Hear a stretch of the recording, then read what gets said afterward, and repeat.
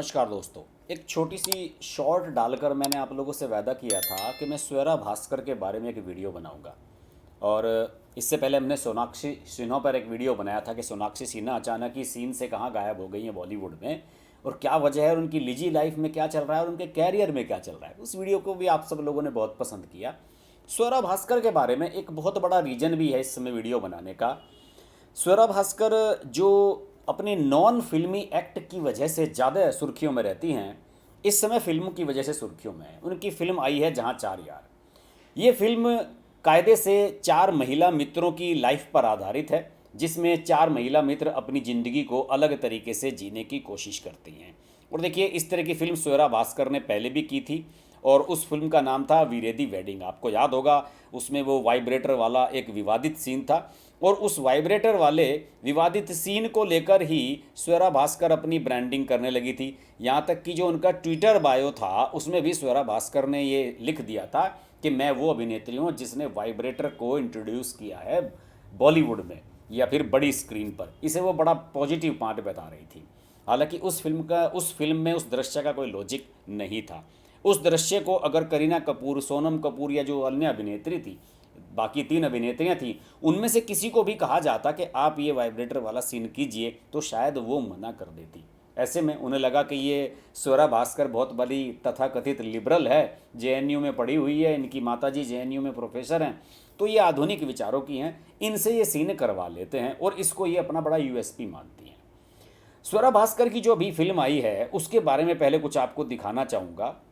ये भी चार महिला मित्रों की कहानी है और इसकी झलकियाँ आप देख सकती हैं।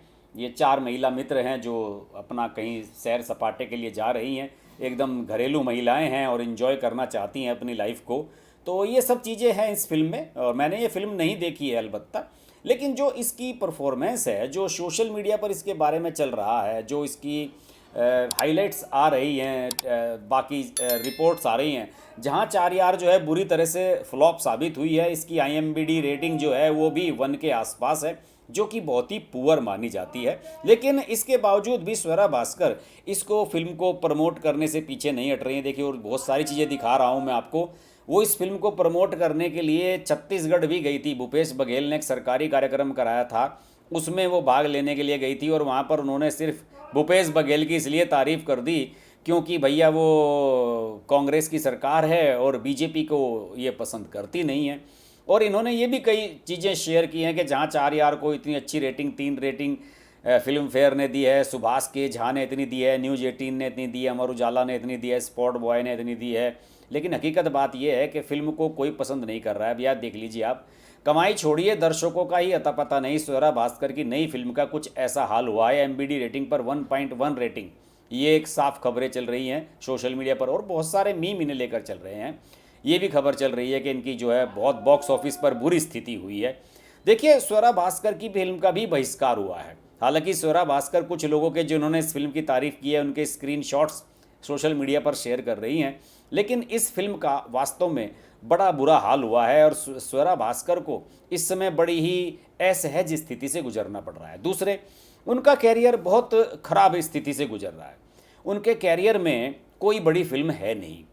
जो बड़े फिल्मकार थे उनको इन्होंने अपना बनाया नहीं। आपको याद होगा कि प्रेम रतन धन पायो एक फिल्म आई थी सलमान खान की, उसमें एक छोटा सा रोल इन्होंने प्ले किया था। इन्होंने सलमान खान और सूरज बड़जात्या जो उसके डायरेक्टर थे, उसको भी नहीं बख्शा।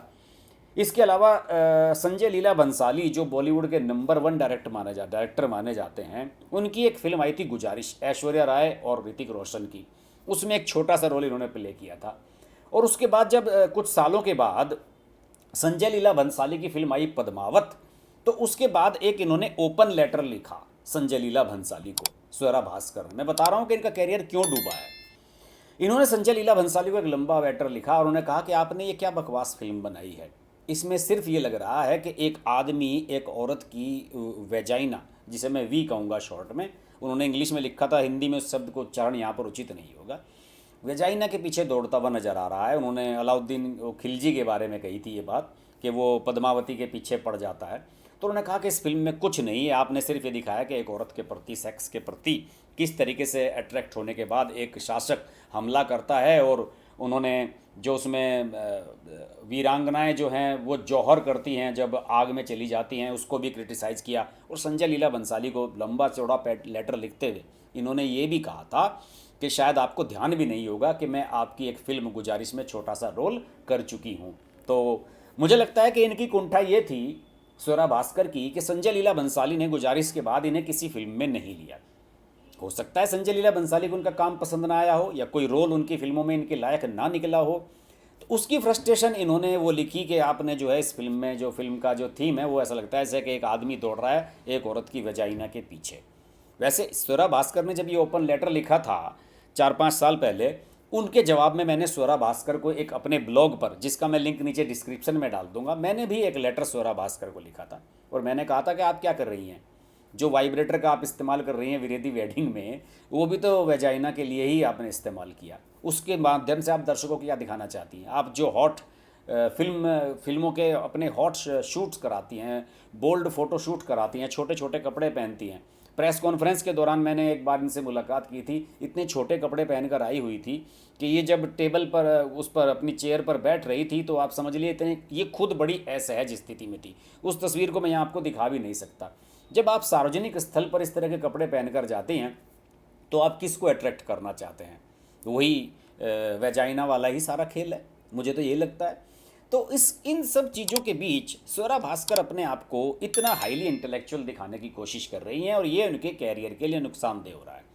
कन्हैया कुमार जेएनयू का जो छात्र नेता है, बेगूसराय में गिरिराज सिंह के सामने चुनाव लड़ता है, बिहार में तो उसका समर्थन करने चली जाती हैं। जेएनयू में धरना प्रदर्शन होता है, उसका समर्थन करने लगती हैं। नरेंद्र मोदी की आलोचना करती हैं, बीजेपी सरकार की आलोचना करती हैं, गृह मंत्री की बुराइयां करती हैं, इनके मीम्स आप शेयर करती हैं। सार्वजनिक मंच पर आपको अरविंद केजरीवाल नरेंद्र मोदी से बड़े नेता नज़र आते हैं। तो ऐसी स्थिति में जब एक बड़ा वर्ग जो नरेंद्र मोदी का फ़ैन है वो आपसे नाराज़ होगा तो वो निश्चित रूप से आपकी फिल्मों का बायकॉट करेगा ही। दूसरे, आपने संजय लीला बंसाली को अपना नहीं बनाया। आपने जब बॉलीवुड में ही अपने डायरेक्टर्स को इस तरह से क्रिटिसाइज़ करना शुरू कर दिया तो आपके साथ कौन करेगा? यही नहीं, इनका 6-7 साल तक हिमांशु शर्मा नामक एक लेखक हैं जो फिल्मों की कहानियाँ लिखते हैं, शायद उन्होंने वो लिखी थी रांझना वगैरह, उनके साथ इनका रिलेशन भी रहा। कुछ लोगों का कहना है कि शायद ये लोग लिव इन में भी रहे हैं लंबे समय तक, 7-8 साल तक। फिर इनका ब्रेकअप हो गया। क्यों ब्रेकअप हो गया, इसका सवाल का जवाब भी स्वरा भास्कर ही दे सकती हैं या फिर हिमांशु शर्मा। लेकिन जिस तरह की इनकी सोच है, जिस तरह की ये बातें करती हैं on screen, of screen, social media पर जिस तरह से दिन भर इनकी ट्रोलिंग होती रहती है, अभी भी आप स्वरा भास्कर हैशटैग कीजिए तो इनको लेकर हज़ारों की संख्या में आपको मीम्स मिल जाएंगे जो इनका मजाक उड़ाते हुए मिलेंगे आपको। लेकिन उसके बावजूद भी ये सोचती हैं कि मैं बहुत बड़ी नेता बन गई हूँ। और मुझे लगता है कि अब आने वाले समय में इन्हें बॉलीवुड छोड़कर फिल्में छोड़कर इसमें ही जाना पड़ेगा, क्योंकि इतनी खूबसूरत भी नहीं है और बॉलीवुड फिल्मों में जिस तरह की हीरोइनों के लिए मटेरियल जो ज़रूरत होती है वो इनमें है नहीं। तो मुझे लगता है कि इन्होंने भी मन सोच लिया है कि मैं किसी तरीके से राजनीति में आ जाऊं। दूसरे, जो जेएनयू में पढ़ी हैं, कम्युनिस्ट विचारधारा की हैं, कम्युनिस्टों को देश में कोई पूछ नहीं रहा है, तो शायद इसीलिए राहुल गांधी की तारीफ़ करने लगी हैं, कांग्रेस की तारीफ़ करने लगी हैं कि नरेंद्र मोदी को चिढ़ाने के लिए कांग्रेस की तारीफ़ ही करना सही रहेगा।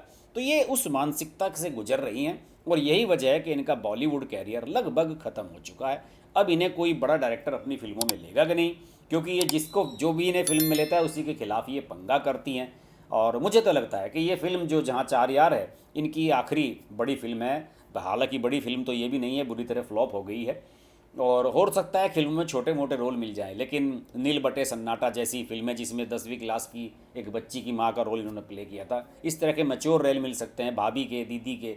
लेकिन अब इन्हें लीडिंग रोल में कोई लेने वाला है नहीं और ऐसे में इन्हें अब अपना राजनीतिक ठोर ठिकाना तलाश लेना चाहिए, राहुल गांधी से बात कर लेनी चाहिए। तो मेरा वादा था कि स्वरा भास्कर के बारे में एक वीडियो बनाऊंगा, आशा है आपको पसंद आएगा। अगर पसंद आए तो इसे लाइक कीजिए, शेयर कीजिए, जमकर शेयर कीजिए और मेरे चैनल को सब्सक्राइब करना मत भूलिए। अगले वीडियो में आपसे फिर मुलाकात होगी, तब तक के लिए नमस्कार। Hi, this is Pooja Bedi, and I'd like to say that I'm deeply grateful to Harsh for his wonderful, wonderful and courageous reporting and the fact that he always stands up for what he thinks is right. Thank you, Harsh, for all the support and all the love, and rock on. Everyone who's watching this, don't hesitate to press the like, share, subscribe button on his channel.